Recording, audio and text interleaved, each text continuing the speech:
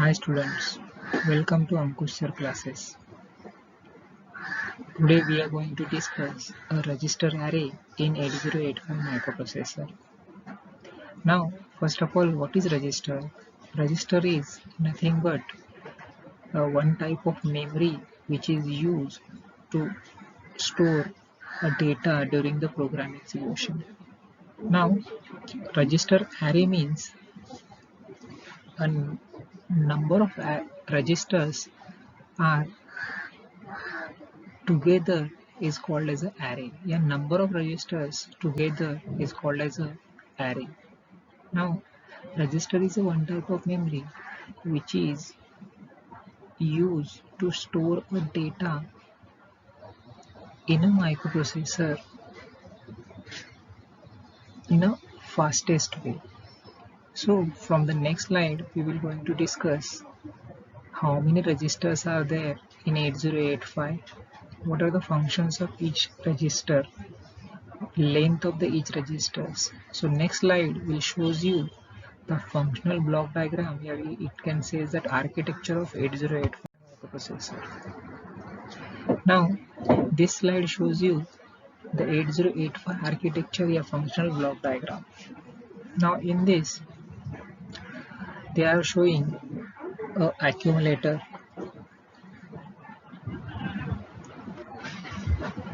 as well as they are showing, see here, accumulator is here, then temporary register is there, a flag register, ALU, timing and control section, instruction register, instruction decoder, and this part is called as a register array of 8085 microprocessor. So this video is going to discuss about a register array. So from the next slide we will going to discuss this diagram.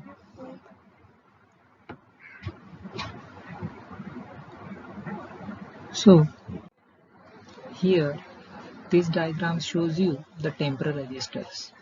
Now, yeah, it is actually a register array.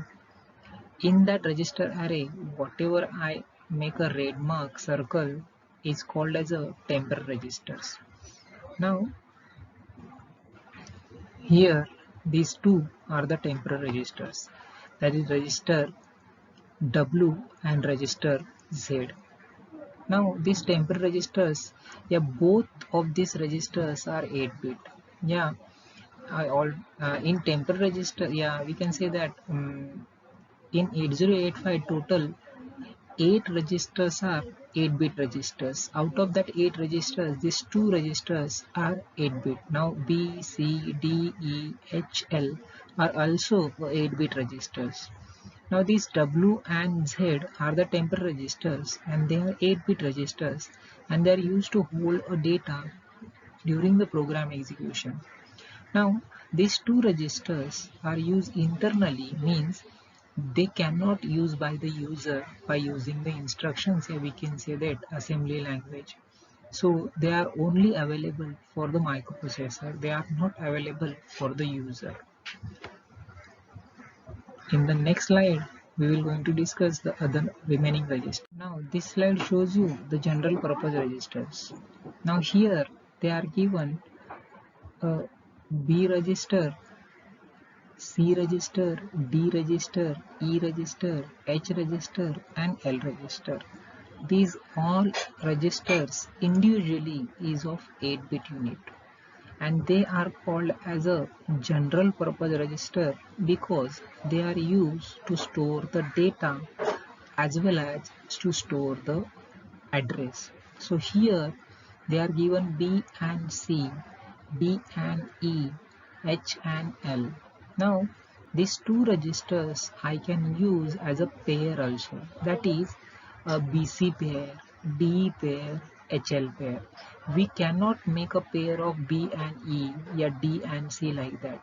The pairs are only exist, that is BC, DE and HL. So whenever I combine these two registers together, the space available for us is of 16-bit. So to store a data of 16-bit, we can use a BC pair. To store a data of 16 bit, we can use pair of D pair and as well as HL pair. But especially in microprocessor, a HL pair is used to store the address. So combinedly it is of 16 bit, but separately it is all are 8-bit registers. Now in the next slide,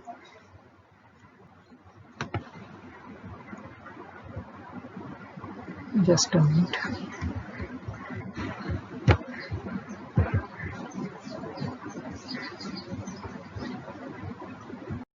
This slide shows you the program counter. It is also one type of register, but it is of 16-bit register. Now in the diagram, the red circle shows you the program counter. Now a program counter in shortcut, the acronym is called as a PC. So program counter is always used to store the address of the next instruction which is executed by the microprocessor. So it always points to the next memory location of a instruction is to be executed. Yeah, we can say that it always points to memory location of next instructions to be executed. Means in a microprocessor, whenever a current execution is working, the address of the next instruction is always saved into the program counter.